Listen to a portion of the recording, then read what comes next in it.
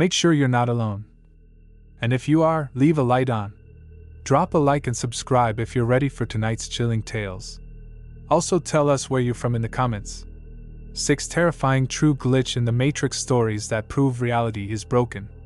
Story 1, the echoing hallway. I never believed in those glitch in the Matrix stories you read online. People claiming they saw their dead grandma in a crowd or that time looped on them during a boring meeting. I always figured it was just overactive imaginations or too much screen time messing with people's heads. But what happened to me last summer shattered that skepticism completely. It wasn't some vague feeling or a trick of the light. It was undeniable, and it still keeps me up at night, questioning if reality is as solid as we think. My name is Alex Thompson, I'm 32, and I work as a software engineer in Seattle. I've always been logical, data-driven. Code doesn't lie, right? But this was like a bug in the universe's programming, and I was the one who got debugged. It started on a muggy July evening. I just moved into a new apartment building in Capitol Hill, one of those old brick structures from the 1920s that's been renovated a dozen times. The place had character, creaky floors, high ceilings, and this long, narrow hallway on the 3rd floor where my unit was. The hallway stretched about 50 feet from the elevator to the end, with doors on either side, dimly lit by these vintage sconces that flickered like they were on their last legs. I liked it at first. It felt historic, lived in. My girlfriend, Sarah, had helped me unpack that weekend, but she was back at her place across town for work. So, I was alone that night, settling in with a pizza and some Netflix. Around 10 p.m. I heard it, a soft thump from the hallway, like someone dropping a book. I paused the show and listened. Nothing. Shrugging it off as neighbor noise, I hit play again. But then it came back, thump, thump, closer this time. It sounded like footsteps, deliberate and slow, echoing off the walls. I muted the TV and crept to the door, peeking through the peephole. The hallway was empty, just the usual shadows dancing from the flickering lights. I opened the door a crack, sticking my head out. "Hello?" My voice bounced back at me, amplified in the quiet. No answer. I stepped out fully, barefoot on the cool hardwood, and walked a few paces toward the elevator. The air felt thicker out there, almost humid, like the building was breathing. That's when I noticed the door at the end of the hallway, the one that led to the fire escape. It was ajar, which was odd because the super had told me it was always locked for safety. I approached slowly, my heart picking up speed for no good reason. As I got closer, I heard whispering. Not clear words, but murmurs like a conversation just out of earshot. I froze, straining to listen. It sounded like 2 voices, one male, one female, arguing in hushed tones. "You can't keep doing this," the woman said, her voice trembling. "It's not real," the man replied. "But it is. Look around, it's all breaking." I blinked, and the door slammed shut with a bang that made me jump. The whispering stopped. I rushed forward, yanking the handle, but it was locked tight. My palms were sweaty now, and I could feel a chill creeping up my spine despite the summer heat. Shaking my head, I told myself it was the wind or maybe echoes from another floor. I turned back toward my apartment, but as I did, the lights flickered violently, plunging the hallway into darkness for a split second. When they came back on, I swear the hallway looked longer, stretched out, like the end was farther away than before. I hurried back to my door, but halfway there, the thumping started again. This time, it was behind me. I spun around, and there, at the far end, was a figure. It was me. Or at least, it looked like me, same height, same messy brown hair, same gray hoodie I'd thrown on earlier. But this version of me was standing still, staring right at me with eyes that seemed too dark, too empty. My blood ran cold. "What the hell?" I muttered, backing up. The figure didn't move, just watched. I rubbed my eyes, thinking it was a mirror or reflection, but there were no mirrors in the hallway. Then it took a step forward. Thump. I bolted for my door, fumbling with the knob, my hands shaking so bad I nearly dropped my keys, which I didn't even remember grabbing. I slammed the door behind me, locking it, and leaned against it, heart pounding like a drum. The thumping continued, getting closer, echoing through the wood. I grabbed my phone to call Sarah, but the screen glitched, pixels scattering like static before settling. No signal. The thump stopped right outside my door. I held my breath, waiting. Nothing. Minutes passed, and the silence was worse than the noise. I peeked through the peephole again. The hallway was empty. Relieved, I sank onto the couch, telling myself it was stress from the move, maybe low blood sugar. But deep down, I knew it wasn't. That night, I barely slept, jumping at every creak. The next morning, I woke up groggy and dismissed it as a nightmare. Work was busy, debugging a stubborn algorithm that kept looping infinitely, ironically enough. By evening, I was back home, determined to shake it off. Sarah came over for dinner, and I mentioned the weird noises casually, not wanting to sound crazy. She laughed it off. "Old buildings, babe. Probably rats or something." We cooked pasta, watched a movie, and things felt normal. But around midnight, as we were getting ready for bed, it happened again. The thump from the hallway. Sarah heard it too this time. "What was that?" she whispered. I froze, a knot forming in my stomach. We both went to the door, and through the peephole, there it was, the figure, my doppelganger, standing at the end of the hallway, closer this time. Sarah gasped. "Is that you?" No, it couldn't be. But it was wearing the same clothes I had on now, jeans and a black t-shirt. The figure started walking toward us, thump, thump, each step deliberate. The lights flickered, and with each flash, it seemed to jump closer, like frames skipping in a video. We backed away from the door, Sarah clutching my arm. "Alex, what's going on?" I didn't know. The whispering started again, louder this time, coming from everywhere, the walls, the ceiling. "It's breaking," the voices said in unison. "The loop is failing." I grabbed a baseball bat from the closet, left over from college days, and swung the door open. The hallway was empty. No figure, no sounds. Sarah was pale, her eyes wide. "We need to leave," she said. But as we stepped out, the door at the end swung open on its own. Beyond it wasn't the fire escape. It was another hallway, identical to ours, stretching into infinity, with more figures in the distance, all looking like me, all staring. We ran back inside, slamming the door. The thumping resumed, pounding now, like fists on wood.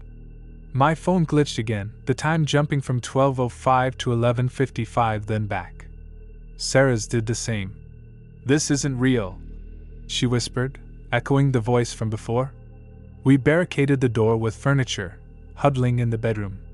The pounding grew frantic, then stopped abruptly. Silence again. We waited until dawn, too terrified to move. When light filtered through the windows, we ventured out. The hallway was normal, short, well-lit, door locked. No signs of anything. Sarah left that morning, saying she needed space, but I knew she was scared. We broke up a week later. She couldn't handle it. I tried to rationalize it. Maybe carbon monoxide poisoning? I got a detector, nothing. Hallucinations from mold? Building inspection came clean. I even saw a therapist, who suggested anxiety from the move. But then it happened a third time, alone. 2 nights later, I was working late on my laptop when the power surged. The screen flickered, and suddenly, my code editor showed lines I hadn't written. Simulation error. Resetting parameters. I stared, confused. Then the thump. I didn't look this time. I just ran to the bedroom, locking myself in. But the whispering seeped through. "You're the glitch, Alex. The system is correcting." I must have passed out from fear. When I woke, it was morning, but my clock said the same time as when I fell asleep. My laptop was off, no trace of the weird code. I packed a bag and stayed at a hotel that night. But the glitches followed. At the hotel, I saw it in the mirror, a reflection that blinked when I didn't. On the street, people would repeat phrases, like NPCs in a game. "Nice day, isn't it?" from the same stranger twice in a row, as if rewinding. I started documenting it, journaling every incident, but the pages would change when I looked away, words rearranging into warnings. Escape the loop. I moved out of the apartment a month later, to a modern high-rise downtown. Things quieted for a while. I threw myself into work, avoiding empty hallways. But last week, it started again. I was in an elevator, and it stopped between floors. The doors opened to my old hallway. The figure was there, waving me in. I jammed the close button, heart racing. When the doors shut, I was back in the normal shaft. Now, I question everything. Is this reality glitching, or am I? I've read about Mandela effects, simulation theory, it all fits. What if we're in a program, and mine's corrupted? The scariest part is the uncertainty. Every shadow, every echo could be the next glitch. If you're reading this, check your reflections. Listen to the silences. Because if it can happen to me, it can happen to anyone. And once you see the cracks, you can't unsee them. I decided to research it. I spend hours online, diving into forums like Reddit's r/glitch_in_the_matrix. Stories of people seeing dead relatives, time skips, objects vanishing. One post mirrored mine. A guy in Chicago saw his double in a corridor. He said it whispered about the code breaking. Coincidence? Or proof? I reached out to him anonymously. His reply was chilling. Don't look for answers. They find you. Then his account deleted. My life unraveled. Work suffered. I'd zone out, seeing code in everything, like the Matrix rain. Colleagues noticed. You okay, Alex? I'd nod, but inside paranoia grew. Was Sarah real, or part of it? Our breakup felt scripted. One night, in the new apartment, I heard the thump. Not outside, inside. From the bathroom. I approached slowly, bat in hand. The mirror fogged up, though no steam. Words appeared. Wake up. I smashed the mirror, shards flying. Blood from a cut on my hand. But as I bandaged it, the shards reflected multiple me's, each in different poses. I called a friend, Mark, from college. He came over skeptical. Dude, you need sleep. But as we talked, the TV turned on by itself, static, then a news report from yesterday, word for word. Mark freaked. This is messed up. He left, promising to research. Days later, he texted. Found something. Simulation hypothesis. Bostrom's paper. We're likely in one. I read it, mind blown. Probability high we're simulated. Glitches are errors. But why me? Maybe I was close to waking up. The final incident, walking home, the street looped. I'd passed the same shop 3 times, people repeating actions. I ran, but ended up back. A man bumped me, looked like the figure. Fix it, he said. I blacked out. Woke in bed, thinking dream. But scar from mirror cut was gone. Was it reset? Am I in a new instance? I don't know. But if you feel déjà vu or see doubles, run. The Matrix is breaking, and we're the bugs. Let me tell you about my childhood to give context. I grew up in a small town in Oregon. Parents divorced when I was 10. Dad was a mechanic, mom a teacher. Nothing unusual, but I always had vivid dreams, ones where I'd wake up in the dream, realizing it was fake. Lucid dreaming, they call it. I'd control things, fly, change scenes. Maybe that's why this hits hard. It's like the dream bleeding into reality. In college, studying CS, I got into VR. Built simulations for fun. Saw how easy it was to create worlds with bugs, characters clipping through walls, time desyncs. Laugh then. Not now. Back to the apartment. After the first night, I installed cameras. Nest cams in the hallway, with permission from the super. Reviewed footage the next day. At 10:15 p.m., static. Then me stepping out, but the hallway stretches visibly, like rubber. The figure appears, pixelated at first, then solid. It walks, but frames skip. Then black. I showed Sarah. Deepfake? She said. But who would? We stayed up, watching live feed. At midnight the cam glitched, showed 2 of us in the apartment, but we were alone. Sarah left crying. This is too weird. Alone again, I experimented. Yelled into the hallway. What do you want? Echo came back. To fix.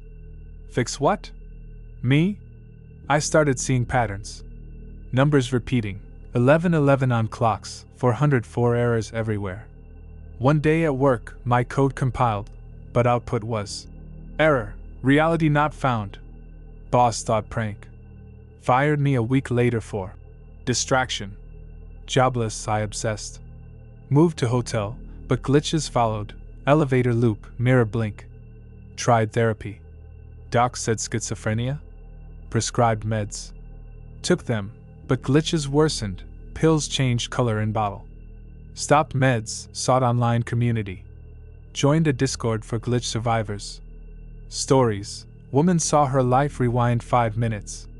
Man talked to his future self. One user, Glitch Hunter, said, "It's a test.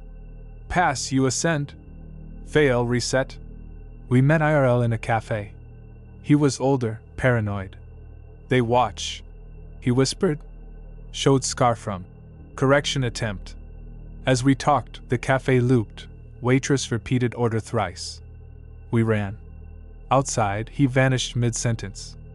Alone again. Now, I live nomadically, avoiding patterns. But last night, in a motel, the TV showed my apartment hallway. The figure waved. Is this the end? Or beginning? If you read this, question your reality. The glitches are signs. Don't ignore them. Story 2, The Vanishing Diner. My name is Elena Vasquez, and I'm a 28-year-old freelance photographer from Albuquerque, New Mexico. I've always been drawn to the open road, chasing sunsets and forgotten places with my camera. Old diners, abandoned motels, ghost towns, they tell stories in their decay. But last fall, I stumbled into a story that wasn't just captured in my lens. It was real, and it broke something in me, like reality itself had a glitch that swallowed me whole. This is what happened at the Starlight Diner, a place that shouldn't exist, and a night I can't escape. It was late October, and I was driving through northern New Mexico on Route 84, a lonely stretch of highway flanked by desert scrub and distant mesas. The air was crisp, the kind that smells faintly of sage and dust. I'd been shooting an abandoned gas station earlier that day, and my stomach was growling. My GPS showed nothing for miles, no towns, no gas stations, but then, like a mirage, I saw a neon sign glowing in the dusk. Starlight Diner, open 24/7. It was off a dirt road, a squat building with chrome trim and big windows, lit up like a beacon. I didn't question it. I was hungry, and it looked inviting. I pulled into the gravel lot. There were a few cars, a beat-up pickup, a sedan, a motorcycle, but no one around. The neon buzzed faintly as I grabbed my camera bag and headed inside. The bell above the door jingled, and the smell of coffee and fried onions hit me. The diner was straight out of the 1950s, checkered floor, red vinyl booths, a jukebox in the corner playing some old Elvis tune. A waitress, maybe 50, with a beehive hairdo and a name tag reading, Doris, smiled at me from behind the counter. Evening, hon, grab a seat anywhere. I slid into a booth near the window, setting my camera on the table. The place had a handful of customers, an older man in a trucker hat sipping coffee, a young couple whispering at the counter, and a guy in a leather jacket by the jukebox, flipping through songs. Everything felt normal, cozy even. Doris came over with a menu, her smile warm but tired, like she'd been working too long. I ordered a burger and fries, and she scribbled it down, her pen scratching louder than it should have. As I waited, I noticed little things. The jukebox song, Can't Help Falling in Love, kept playing, looping every few minutes. The couple at the counter repeated the same gestures. She'd laugh, touch his arm, he'd nod. Over and over. I shook it off, thinking I was just tired from the road. But then the trucker guy turned to me, his eyes too wide, and said, "You shouldn't be here." His voice was low, almost a growl. Before I could respond, Doris called out, "Order up!" And he turned back to his coffee like nothing happened. My food arrived, and I ate quickly, unease creeping in. The burger tasted fine, but the fries were cold, like they'd been sitting out. I glanced at my watch, 7:32 p.m. I'd been there maybe 15 minutes. I decided to pay and leave, but when I looked up, the diner was empty. No trucker, no couple, no leather jacket guy. Just Doris, wiping the counter in slow, mechanical circles. The jukebox was silent. "Hey," I said, my voice louder than intended. "Where'd everyone go?" Doris didn't look up. "Folks come and go, hon." Her tone was flat, like she was reading a script. I grabbed my camera, thinking I'd snap a quick shot of the place. It had that eerie, retro vibe I loved.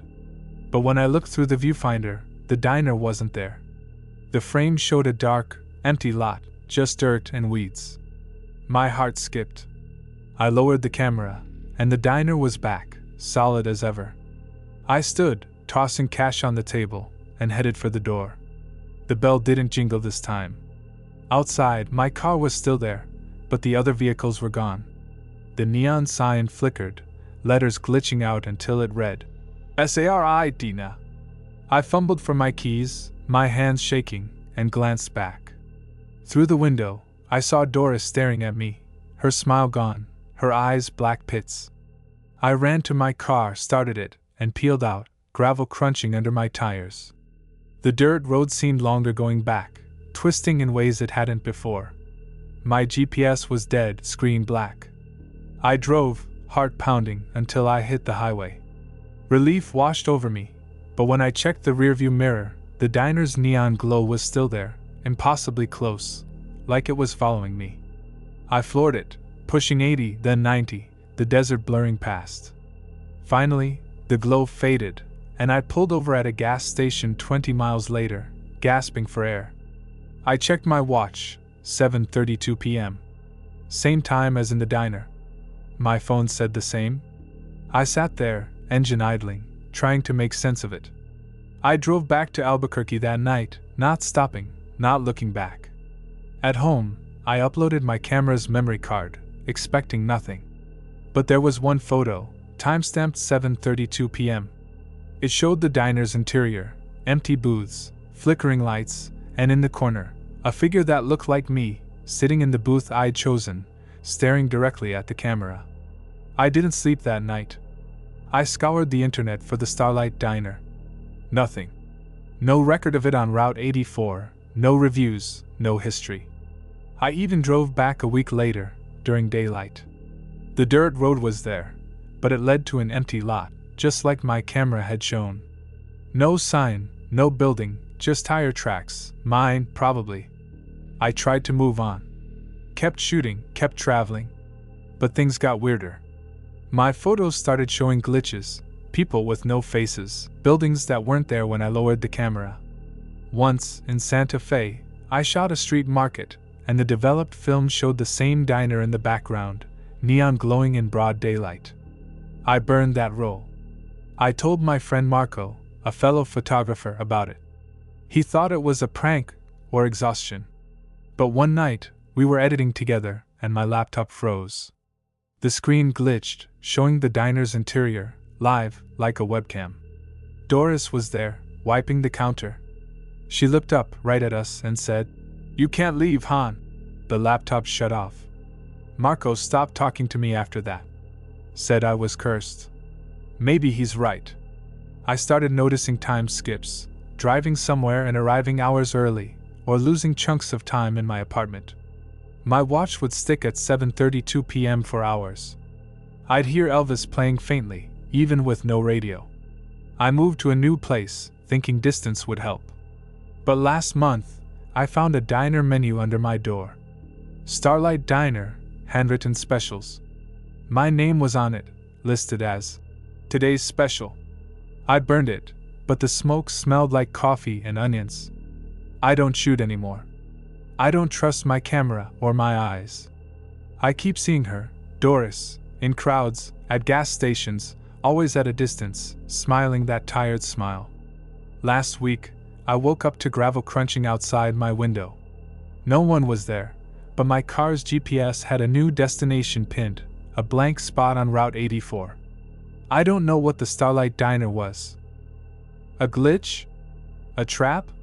Some kind of tear in reality? I've read about simulation theory, how we might be in a computer program with bugs. Maybe I slipped through one. All I know is, if you're driving at night and see a neon sign you don't expect, don't stop. Keep going. Because once you walk in, you might not walk out, and if you do, you're not the same. Story 3. The Passenger in the Back Seat. My name is Marcus Reed, a 41-year-old taxi driver from Chicago. I've been driving nights for over a decade, weaving through the city's neon-lit streets, picking up drunks, tourists, and the occasional weirdo. I've seen it all: fights, breakups, people crying about their lives in my backseat. I thought I was immune to surprises, hardened by years of late-night fares. But what happened last winter, on a freezing February night, wasn't just strange, it was wrong, like the universe skipped a beat and left me stuck in the echo.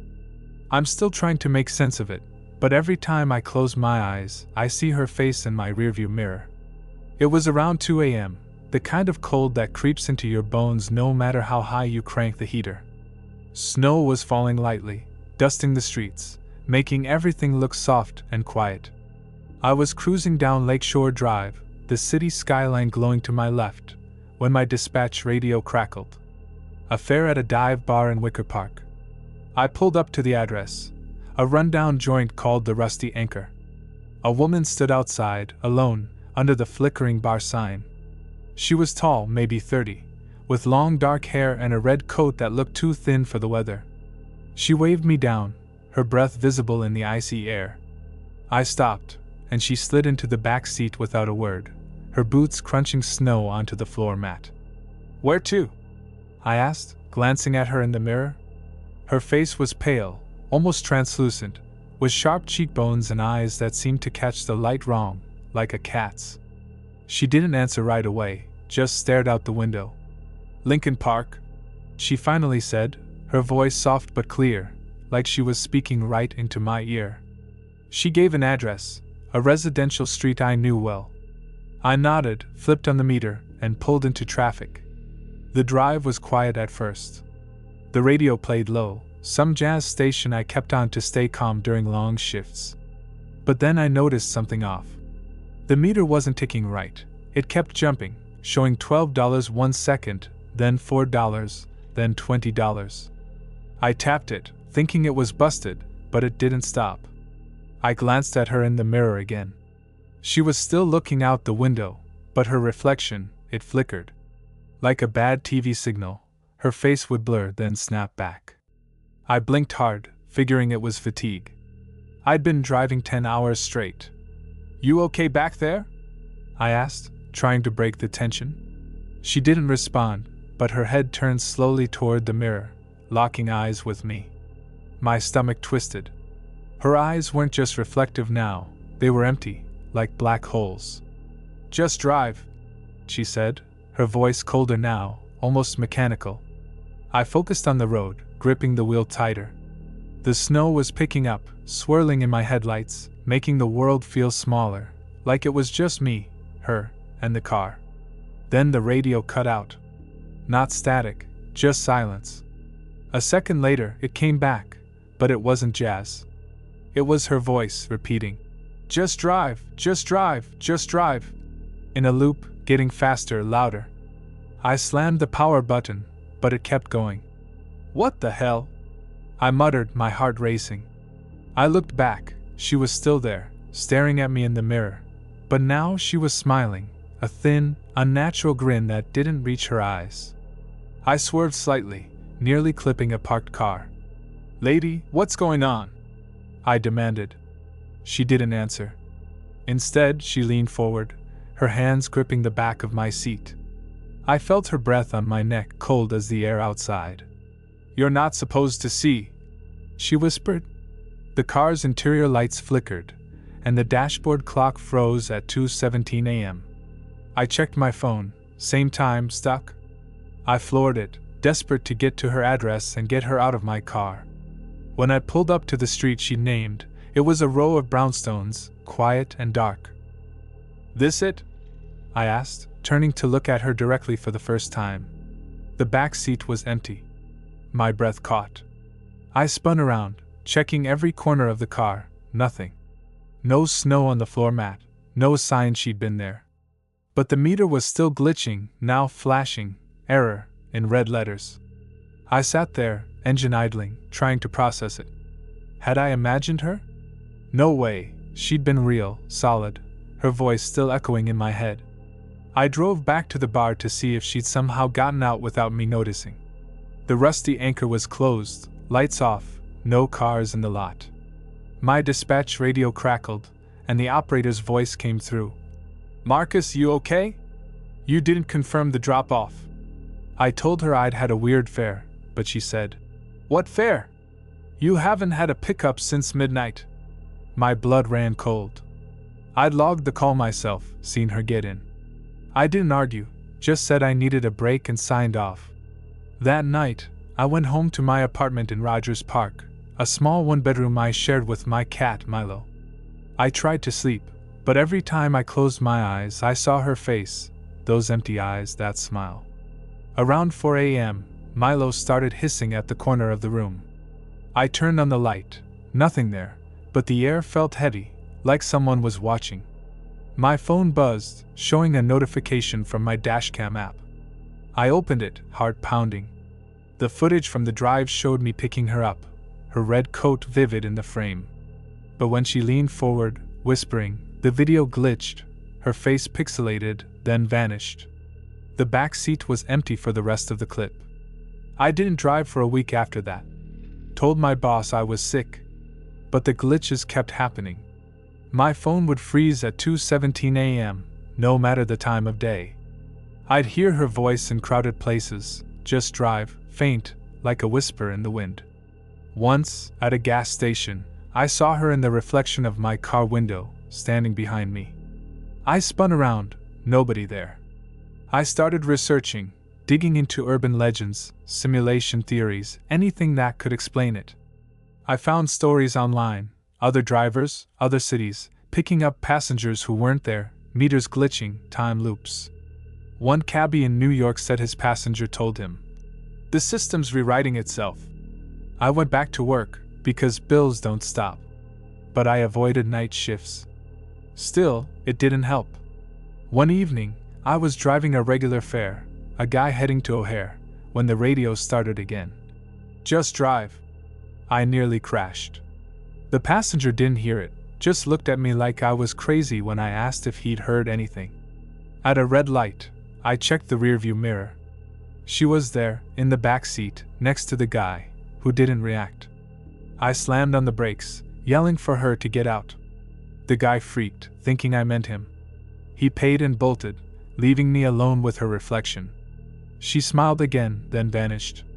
I installed a new dashcam, hoping for proof. The next night, it caught her again, same red coat, same empty eyes, but when I showed it to a friend, he said the footage was blank. Just me, driving, talking to no one. I started keeping a journal, writing down every incident. Pages would go missing, or I'd find entries I didn't write. "You can't leave the loop, Marcus." I moved to a new apartment, thinking it was the city, the car, something tying me to her. But last month, I woke up to snow on my bedroom floor, wet, melting, like she'd walked through. My phone was stuck at 2:17 a.m. I don't drive taxis anymore. I work at a warehouse now, days only, but I still see her. In mirrors, in windows, always at a distance. Last week, I got a text from an unknown number, a photo of me driving, her in the back seat, smiling. I don't know what she is, a ghost, a glitch, a program error. Maybe reality's a simulation, and she's the admin, cleaning up loose ends like me. All I know is, if you're driving alone at night and see a woman in a red coat, don't stop. Don't look in the mirror. Just keep going. Because once she's in your car, she's in your life, and the world starts to break around you. Story 4, The Repeating Dream. My name is Jenna Hartley, and I'm a 35-year-old elementary school teacher from Portland, Oregon. I've always been the practical type. Lesson plans, parent-teacher conferences, weekends hiking in the Columbia Gorge.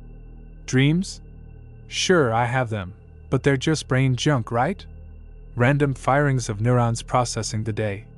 That's what I told myself until last spring, when my dreams started bleeding into reality, looping in ways that made me question if I was awake or still trapped in some endless nightmare. It felt so real, so tangible, that even now, months later, I wake up sweating, checking the clock to make sure time is moving forward. This is my story, and God help me, it's true. It began innocently enough. I'd had a rough week at school, kids with the flu, a stack of grading that never ended, and I crashed early one Friday night. My apartment is small, cozy, on the second floor of a converted Victorian in the Hawthorne district. Rain pattered against the window as I drifted off. The dream started normal. I was in my classroom, teaching fractions to wide-eyed third graders. But then the bell rang, and instead of dismissing them, the kids stayed seated, staring at me with blank expressions. "Time to go," I said, but my voice echoed, distorted. The clock on the wall spun backward, hands whirling like a broken toy. I woke up gasping, heart racing, the rain still tapping. It was 3:17 a.m. I shook it off, got water, and went back to bed. But the next morning, at school, it happened. I was mid-lesson on fractions when the bell rang early, 10 minutes early, according to my watch. The kids didn't move, just stared. "Time to go," I said, and my voice, it echoed, just like in the dream. "The classroom clock?" Hands spinning backward.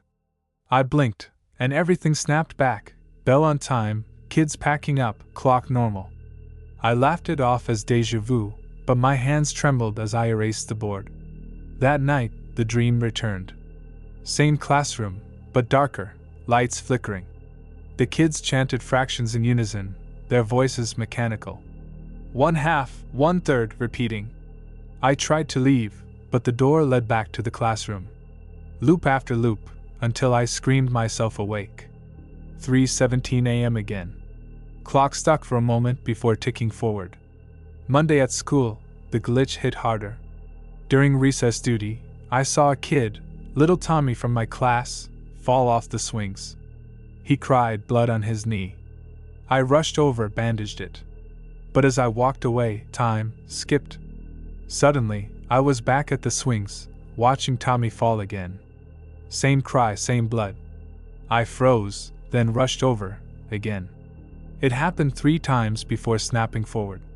No one else noticed. The other teachers chatted like normal.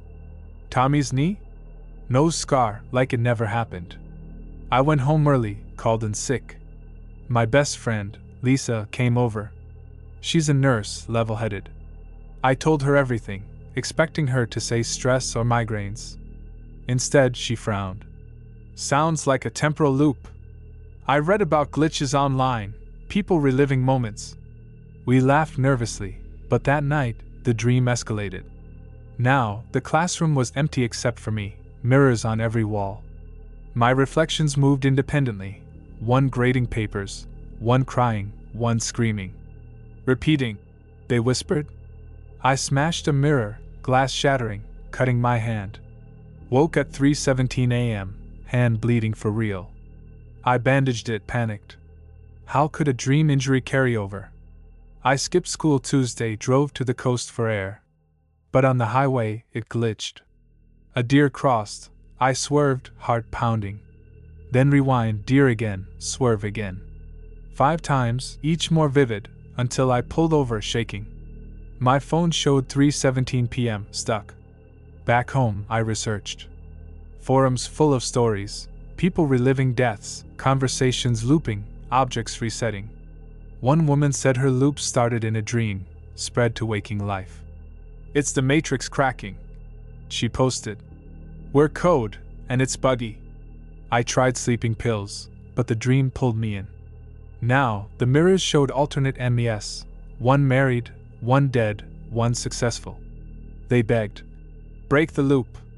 I woke, but my apartment was wrong, furniture rearranged slightly, like a set redressed. Wednesday, at school, the full horror unfolded. Mid-lesson, time froze. kids mid-sentence, birds outside suspended. I moved. But they didn't. Then rewind, lesson start over. I taught it perfectly the first time, messed up the second, screamed the third. No one reacted. After 7 loops it broke. Principal called me in. "Jenna, you okay? You zoned out." I quit that day. Moved in with Lisa temporarily. But the glitches followed. Cooking dinner, the knife slipped, cut my finger. Rewind, slip again. Blood twice, but wound once. Lisa saw it once. We were watching TV, show repeated a scene. "Glitch?" she said. Then the whole episode looped. She paled. "This is real." We sought help, a therapist who suggested dissociative disorder. Meds made it worse, dreams bled longer, waking loops extended. One night, in dream, I found a door labeled "Exit." Opened to white void. Voices. Simulation error. Reset subject. Woke to my apartment empty, no furniture. Panicked, called Lisa. "What? You moved out weeks ago." But I hadn't.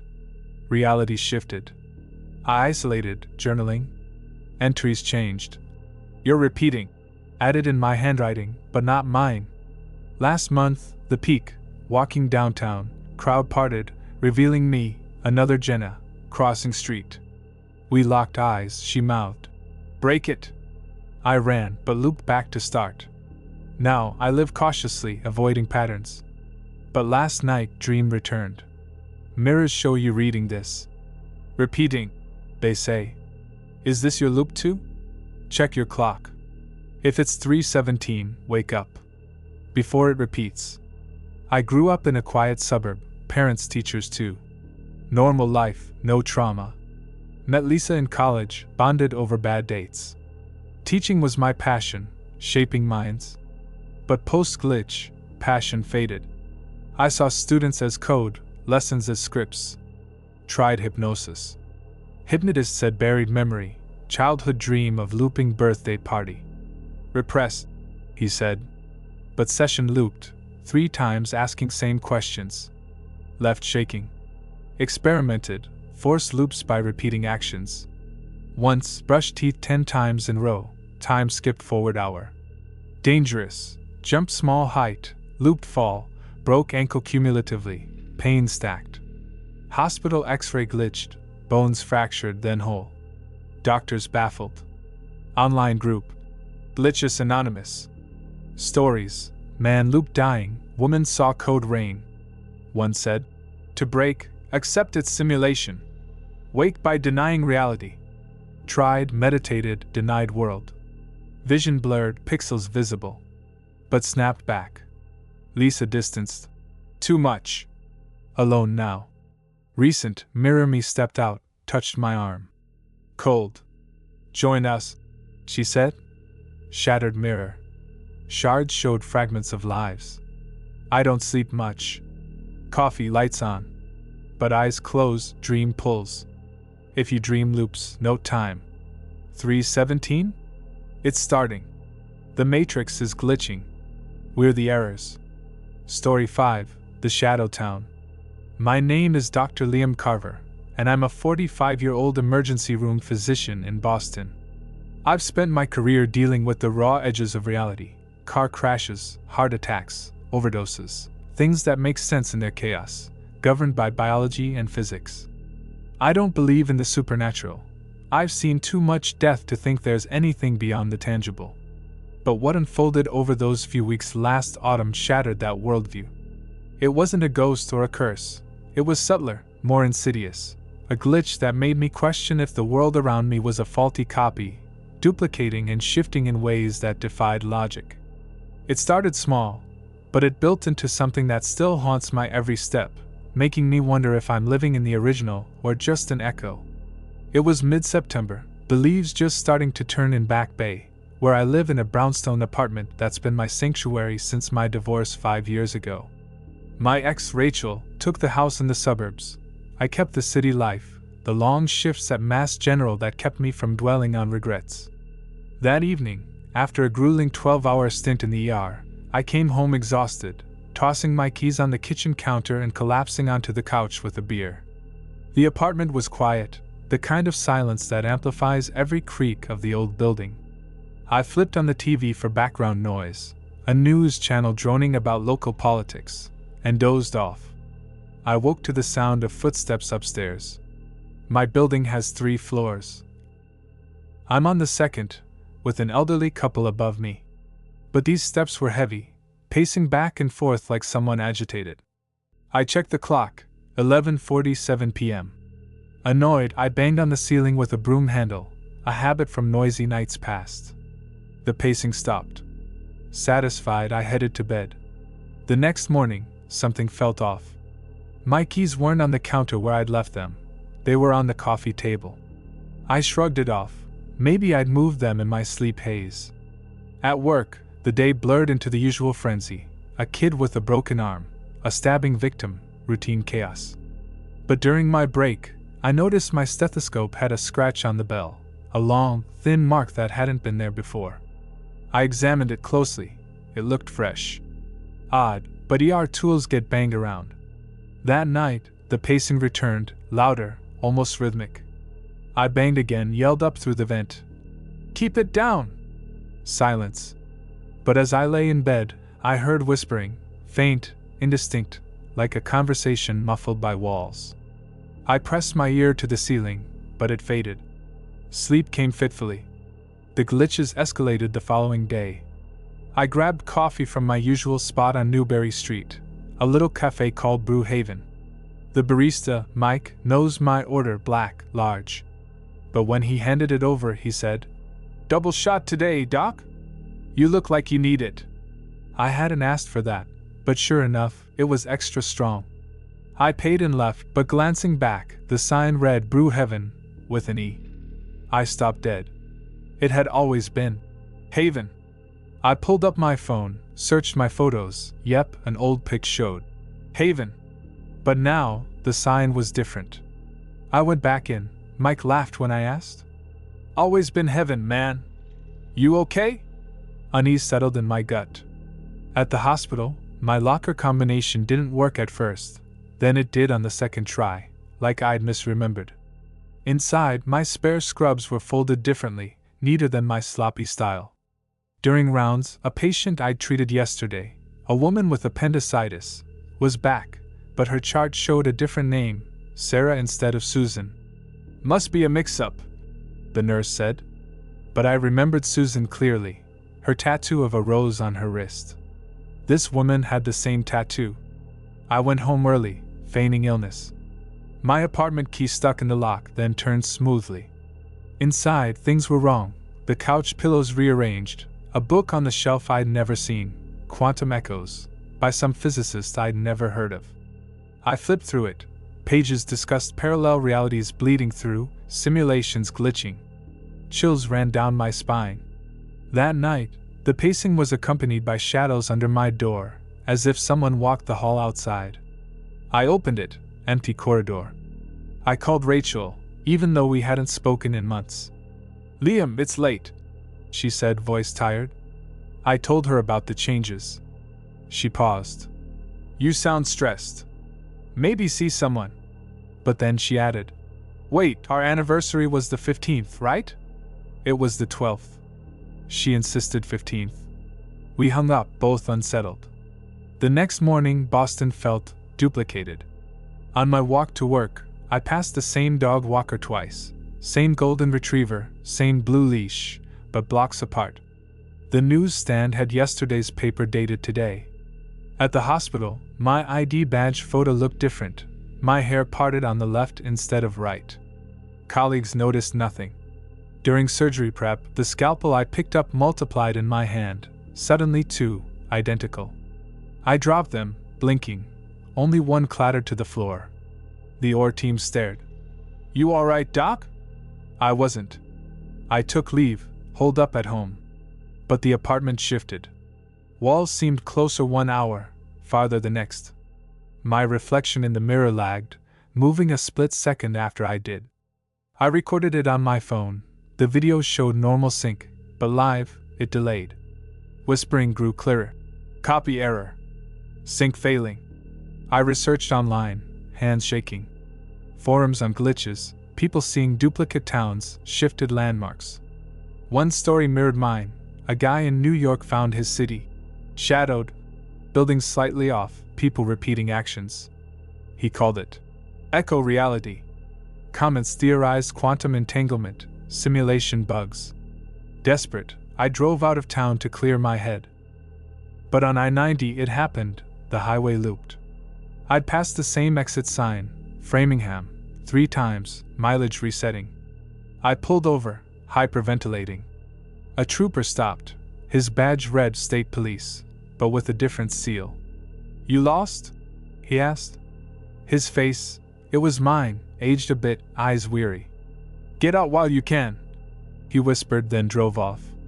Back home, the building had changed. The elderly couple upstairs? Their door nameplate read Carver, my last name. I knocked, no answer. Forcing the lock, I'm not proud, I entered. It was my apartment, duplicated, same furniture, same photos, but with Rachel still in them, us married. A journal on the table, my handwriting. The original is bleeding through. Must stabilize. I fled downstairs. My own place was normal, mostly. But now, a photo on my wall showed me with the trooper me, arm around shoulder, like brothers. I smashed it, glass cutting my hand, same spot as the dream injury? No, but blood dripped identically. Nights blurred. Pacing above became synchronized with my own movements. I'd walk, it'd echo. Stopping, it continued, then I'd feel compelled to match. Whispers named me. Liam, the shadow. I confronted it. Climbed to the roof one stormy night. Wind howled, city lights flickered like bad code. "What do you want?" I yelled. Lightning flashed. For a second, Boston duplicated below. 2 skylines overlapping, streets misaligned.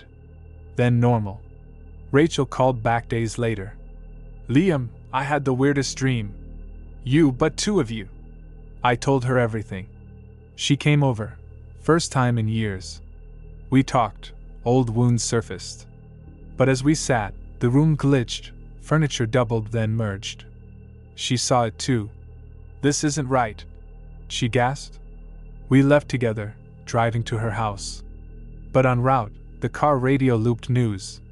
Glitch in the system. Static. Her house was wrong, my stuff inside, like we'd never divorced. We stayed in a hotel. Neutral ground. But morning, the room key opened 2 doors, ours and the next, identical room. It's been months. We moved to Maine, small town. Glitches lessened, but persist, duplicate birds in sky, echoed conversations. Last week, a patient in my new clinic, me, from the shadow, injured. "Help the original," he said before vanishing from records. Is this a simulation? A multiverse leak? I don't know. But if you notice duplicates, keys moved, names changed, reflections off, run. The shadow's creeping in, and once it sinks, you're the echo. Story 6. The Forgotten Memory Lane. My name is Sophia Grant, and I'm a 29-year-old librarian from a small town in Vermont called Willow Creek. I've always loved books, escaping into stories, organizing shelves, helping kids find that perfect read that lights up their eyes. My life was quiet, predictable, mornings at the library, evenings with tea and a novel, weekends hiking the leaf-strewn trails around town. I never chased adventure. It found me instead, in the cruelest way, unraveling my reality thread by thread until I couldn't tell what was memory and what was a cruel rewrite. This happened over the course of a single, endless month last year, and it's left me doubting every recollection, every face, every moment.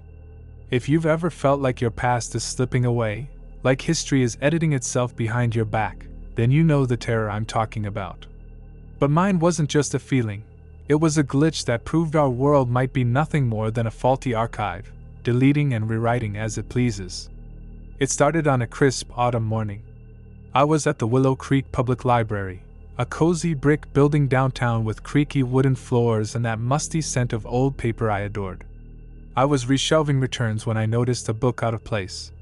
The History of Willow Creek, by Elias Thorne, a local historian who died decades ago.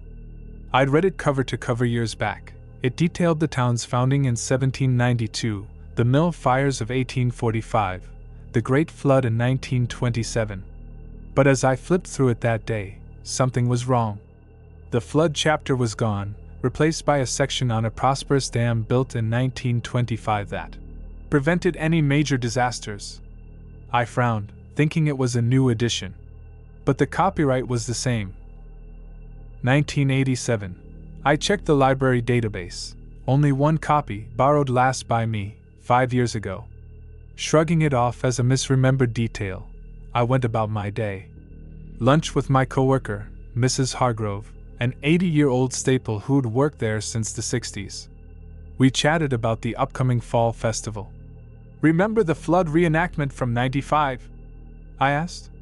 She tilted her head. Flood? Oh, you mean the dam celebration. Yes, that was lovely. Her words hit like ice water. I pulled up old photos on my phone, family albums from childhood. There it was, me as a kid, standing by the riverbank, a plaque commemorating the 1927 flood victims. But as I zoomed in, the plaque blurred, then clarified. 1925 Dam Heroes. I blinked. The photo changed right before my eyes. Heart pounding, I excused myself and drove home early. My house was a little cottage on Maple Street, inherited from my parents after they passed in a car accident when I was 20. I rummaged through boxes in the attic, old newspapers, yearbooks, mementos. A yellowed clipping from the Willow Creek Gazette. Flood devastates town, 15 lost. But as I held it, the ink seemed to shift, letters rearranging like pixels glitching. When I looked again, dam saves town from potential catastrophe. The date was the same. I dropped it, backing away. Was I going crazy? Early onset dementia? I was too young. That night, sleep evaded me. I scrolled social media, searching for Willow Creek Flood 1927. Results, nothing. Instead, articles praised the dam's engineering. I posted in a local Facebook group. Anyone remember the Great Flood? Comments flooded in. What flood? You mean the dry spell? Sophia, you okay? One private message from an old classmate, Ben. I remember it too. Meet me tomorrow at the old mill. Relieved someone else saw it, I met Ben at the mill ruins. Wait, ruins? Yesterday, it was a restored museum. Now overgrown vines choked crumbled walls, signs warning of instability. Ben was there, looking haggard, his once boyish face lined with worry. It's happening to me too, he said. My wedding photos, my wife is gone, replaced by some stranger. But everyone says she's always been Amy, not Laura. We compared notes, town landmarks shifting, personal histories rewriting. My parents' accident? Now, records showed they died in a house fire. But I remembered the crash vividly, the twisted metal, the rain-slicked road. We decided to investigate. Drove to the town hall for archives. The clerk, Mr. Ellis, greeted us warmly. Looking for flood records? He asked, as if reading our minds. We nodded. He pulled files, all about the dam. No flood ever happened here, he insisted. But as he spoke, his face flickered. Like a hologram skipping. Ben grabbed my arm. Did you see that? We left unnerved. That afternoon, my library shifted. Bookside catalog vanished. New ones appeared with altered plots. To Kill a Mockingbird ended differently. Atticus lost the case entirely. I confronted Mrs. Hargrove. The flood, tell me the truth. She smiled sadly. Sophia, there was no flood. But sometimes I dream there was. Her eyes glazed, then snapped back. What were we talking about? Ben and I met daily, documenting changes. My childhood home? Now painted blue instead of white. My degree from UVM? Records showed Dartmouth. Ben's job as a mechanic became accountant overnight. We took photos, videos, but they'd alter too. A selfie of us at the mill showed a gleaming building behind us, labeled Willow Creek Dam Museum. the glitches intensified. Walking downtown, people would repeat conversations verbatim, like scripted NPCs. "Nice day, Sophia." From the baker, then the postman, then a stranger, exact tone, exact words. Time skipped, I'd blink, and hours passed.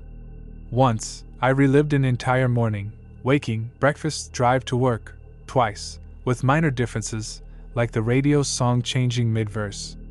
Ben disappeared on day 10. I went to his house. His wife, Amy, not Laura, said he never existed. "Who's Ben?" Photos of their wedding, her alone at the altar. I showed her my texts from him. They vanished as she looked. "Glitch," she murmured, then laughed it off. "Must be a prank." Alone, paranoia set in.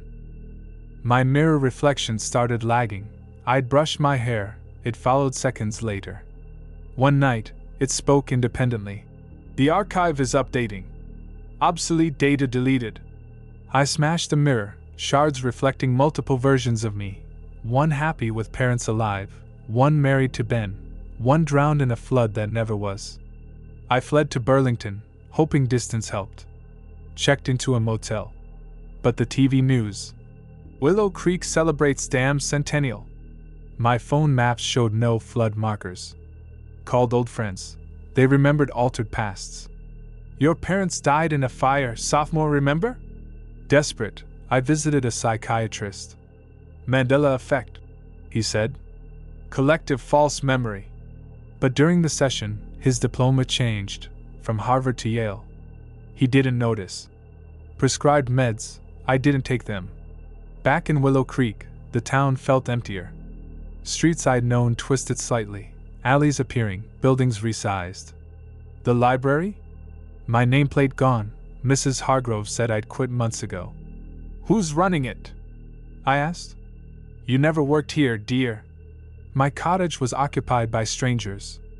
"We've lived here 10 years, they said. Photos on their walls, my life, but with their faces. Homeless in my own town, I slept in my car.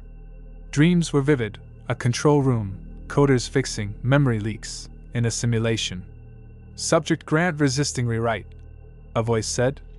Woke to police knocking. "Ma'am, this car's registered to someone else." My ID? Name changed to Sarah Gray. "Sophia Grant doesn't exist." I ran, hiding in woods. Found the old mill, now a dam. Sat by the water, which roared unnaturally.